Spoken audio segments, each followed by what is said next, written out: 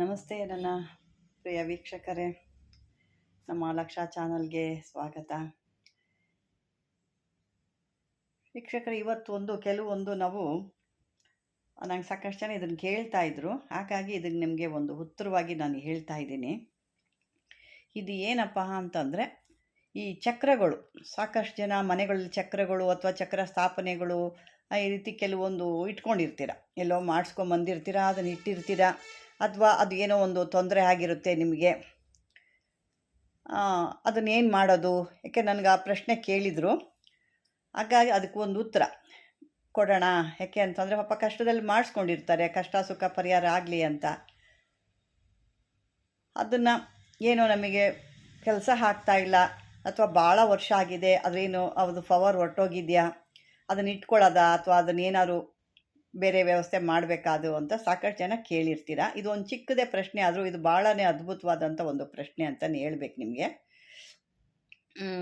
ವೀಕ್ಷಕರೇ, ಇದನ್ನು ನಾವು ಕೆಲವೊಂದು, ಯಾಕೆ ನಾನು ಇಲ್ಲಿ ಯಂತ್ರ ತೋರಿಸ್ತಾ ಇಲ್ಲ, ಬರೀ ಮಂತ್ರ ತೋರಿಸ್ತಾ ಇದ್ದೀನಿ. ಕೆಲವು ಯಂತ್ರಗಳು ನಿಮಗೆ ಗೊತ್ತು, ಚಕ್ರಗಳು ಅಂದರೆ ಯಂತ್ರಗಳು ಅಂದರೆ ಚಕ್ರಗಳು, ಅಥವಾ ದೇವತೆಗಳಿಗೆ ಇಟ್ಟಿರುವಂಥ ಚಕ್ರಗಳು, ಅಥವಾ ಮನೆಯಲ್ಲಿ ಚಕ್ರ ಸ್ಥಾಪನೆ ಮಾಡ್ಕೊಂಡು ಇಟ್ಕೊಂಡಿರ್ತೀರ, ಒಂದು ಫೋಟೋದಲ್ಲೋ ಅಥವಾ ಹಾಗೇನೋ ಏನೋ ಒಂದು ರೀತಿ ಇಟ್ಕೊಂಡಿರ್ತೀರ. ಯಾಕೆ ನಾನು ಸಾಕಷ್ಟು ಚಕ್ರಗಳನ್ನ ತೋರಿಸಿದ್ದೀನಿ, ಹಾಗಾಗಿ ನಿಮಗಿಲ್ಲಿ ನಾನು ಚಕ್ರ ತೋರಿಸ್ತಾ ಇಲ್ಲ. ಹಂಗಾಗಿ ಇದನ್ನೇನು ಮಾಡ್ತೀರಾ, ಅದು ಒಬ್ಬರಿಗೆ ಸೆಟ್ಟಾಗಿರುತ್ತೆ, ಕೆಲವು ಸೆಟ್ಟಾಗಲ್ಲ ಅಂತ ಹೇಳ್ತಾ ಇರ್ತಾರೆ. ಹಂಗಾಗಿ ಇದನ್ನು ಕೆಲವೊಬ್ಬರಿಗೆ ಪವರ್ ಹೊರಟೋಗಿದೆ, ಭಾಳ ವರ್ಷ ಆಯಿತು ತಗೊಂಡು, ಅಥವಾ ಮನೇಲಿ ಯಾವುದೋ ಒಂದು ಅಂಟು ಮುಟ್ಟ ಆಯಿತು, ಹಾಗಾಗಿ ಅದು ಏನು ಕೆಲಸಕ್ಕೆ ಬರಲ್ವಾ, ಬಿಸಾಕದ, ಅಥವಾ ಅದಕ್ಕೇನಾದ್ರು ವ್ಯವಸ್ಥೆ ಮಾಡಬೇಕಾ ನಾವು, ಅದರಲ್ಲಿ ಪವರ್ ಇದೆಯಾ ಅಂತೆಲ್ಲ ಸಾಕಷ್ಟು ಜನ ಕೇಳ್ತಾ ಇದ್ದೀರಾ. ಅಂಥದ್ದೊಂದಕ್ಕೆ ನಾವೀಗ ಒಂದು ಉತ್ತರ ನೋಡ್ಕೊಳ್ಳೋಣ. ಯಾಕೆ ಅಂತಂದರೆ, ಒಂದು ಚಕ್ರ ಅಂತಂದಮೇಲೆ ಅಂದರೆ ಸರಿಯಾದ ರೀತಿಲಿ ಮಾಡಿದರೆ, ಅವರು ಸರಿಯಾದ ಮೂಲಿಕೆಗಳು ಹಾಕಿ, ಏಕೆ ನಾನು ಕಳೆದ ವೀಡಿಯೋದಲ್ಲಿ ನಾವು ನೋಡಿದ್ದೀರಾ, ಯಂತ್ರಗಳ್ನ ಬರೆದು ಅದಕ್ಕೆ ಕೆಲವೊಂದು ಯಾವ ರೀತಿ ನಾನು ಒಂದು ಮೂಲಿಕೆಗಳನ್ನ ಅದಕ್ಕೆ ಲೇಪನ ಮಾಡಿದ್ದೆ ಅಂತಂದ್ಬಿಟ್ಟು, ಆ ರೀತಿ ಲೇಪನ ಮಾಡಿ ಸರಿಯಾದ ರೀತಿಲಿದ್ದರೆ ಸರೋಗುತ್ತೆ. ಇಲ್ಲ ಅಂದರೆ ಇನ್ನೂ ಒಂದು ಕೆಲವು ಈ ಪ್ರೆಸ್ಸಿಂಗ್ ಅಂತ ಹೇಳ್ತಾರೆ, ಮಿಷಿನಲ್ಲಿ ಕೊಟ್ಟು ಮಾಡೋ ಅಂಥ ಕೆಲವೊಂದಿರುತ್ತೆ. ಕೆಲವ್ರು ಹೇಳ್ತಿದ್ರು ಅದರೊಳಗೆ ಏನು ಕೆಲಸ ಆಗಲ್ಲ ಅಂತ. ಈಗ ಕೆಲವು ದೊಡ್ಡ ದೊಡ್ಡ ದೇವಸ್ಥಾನದಲ್ಲಿ ಯಾರು ಕೈಲಿ ಬರ್ದಾಗ ಎಲ್ಲ ಮಿಷಿನ್ದು ಇದನ್ನೇ ಹಾಕಿ ಮಾಡೋ ಅಂಥದ್ದು. ಸುಮ್ಮನೆ ಏನೋ ಒಂದು ಮಾತಾಡ್ತೀರಾ. ಚಕ್ರ ಅಂತಂದಮೇಲೆ ಅದಕ್ಕೆ ಅದರ ಶಕ್ತಿ ಅದಕ್ಕಿದ್ದೇ ಇರುತ್ತೆ. ಅಂದರೆ ಅವರು ತಯಾರು ಕೊಡೋ ರೀತಿಲಿ ಅದಕ್ಕೆ ಶಕ್ತಿ ಇರುತ್ತೆ ಹೊರತು ಬೇರೆ ಯಾವುದೇ ಇಲ್ಲ. ಸುಮ್ಮನೆ ಅದನ್ನು ಅದೇ ರೀತಿ ಪ್ರೆಸ್ಸಿಂಗ್ ಕೊಟ್ಬಿಟ್ಟು ತಂದು ನಿಮಗೆ ಕೊಟ್ಟರೆ ಅದೇನು ಕೆಲಸ ಆಗಲ್ಲ. ಅದಕ್ಕೆ ಕೆಲವು ಶಕ್ತಿಗಳನ್ನೆಲ್ಲ ತುಂಬಿ ನಿಮಗೆ ಪ್ರಾಣ ಪ್ರತಿಷ್ಠಾಪನೆ ಮಾಡಿ ನಿಮಗೆ ಕೊಟ್ಟಾಗ ಅಥವಾ ನೀವು ತಂದಾಗ ಅದರಲ್ಲಿ ಶಕ್ತಿಗಳು ಅನ್ನೋದು ಇರುತ್ತೆ. ಆಯಿತು, ಈಗೇನಪ್ಪ ಮಾಡಬೇಕು, ತಂದಿದ್ದೀವಿ, ಭಾಳ ವರ್ಷ ಆಗಿದೆ, ಅಥವಾ ಮನೆಯಲ್ಲಿ ಒಂದು ಸೂತಕ ಆಗಿದೆ, ಅವಾಗೆಲ್ಲ ಅದು ಪವರ್ ಹೊರಟೋಗಿದೆಯಾ, ಅದಕ್ಕೇನು ವ್ಯಾಲ್ಯೂ ಇಲ್ವಾ, ಅದನ್ನೇನು ಮಾಡೋದು, ನಮಗೆ ಎಲ್ಲರೂ ತೊಗೊಂಡೋಗಿ ಗಿಡಕ್ಕೂ ಭಯ ಆಗುತ್ತೆ, ಅಥವಾ ಮನೇಲಿ ಇಟ್ಕೊಳ್ಳೋಕ್ಕೇನೋ ಭಯ ಆಗುತ್ತೆ, ಇಂತೆಲ್ಲ ಕೇಳ್ತೀರ. ಇನ್ನು ಕೆಲವರಂತೂ ಏನು ಮಾಡ್ತಾರೆ, ಫೋಟೋಗಳೆಲ್ಲ ತಂದು ಏನೋ ಒಡೆದೋಗಿರೋದು ಅಥವಾ ಬೇಕಾಗದಿರೋದು ಯಾವುದಾದ್ರು ಮರದ ಕೆಳಗೆ ಇಟ್ಬಿಟ್ಟು ಹೋಗ್ತಾರೆ.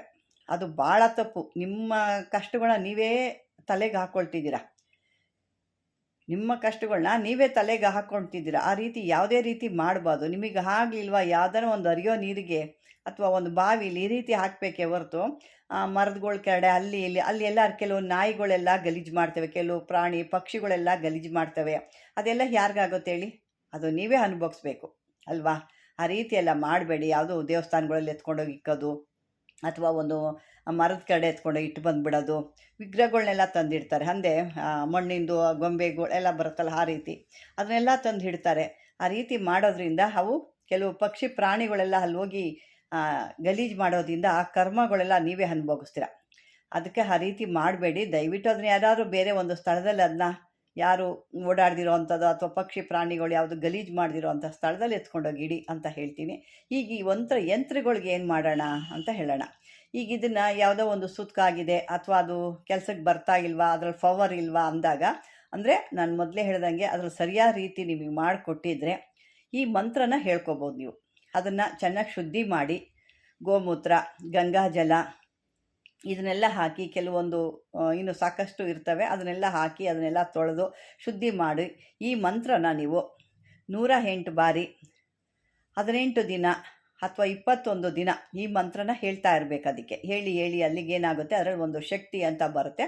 ಆವಾಗ ಕೆಲವೊಂದು ಮೂಲಿಕೆಗಳನ್ನ ಕಳೆದ ವೀಡಿಯೋಲಿ ಹೇಳಿದ್ದೆ, ಆ ರೀತಿ ಮೂಲಿಕೆಗಳನ್ನ ಅದ್ರ ಹಿಂಭಾಗ ಹಾಕಬೇಕು. ಅದ್ರ ಹಿಂಭಾಗ ಹಾಕಿ ಅದ್ರ ಮೇಲೆ ನೀವು ಈ ಭುಜಪತ್ರನ ಅಂಟಿಸ್ಬೇಕು. ಯಾವುದೇ ರೀತಿ ಆ ಒಂದು ಇವು ನೀವು ಹಾಕಿರೋ ಅಂಥ ಮೂಲಿಕೆಗಳು ಉದುರೋಗಬಾರ್ದು. ಹಂಗಾಗಿ ಅದರ ಮೇಲೆ ಒಂದು ಭುಜಪತ್ರೆ ಅಂಟಿಸ್ಬೇಕು.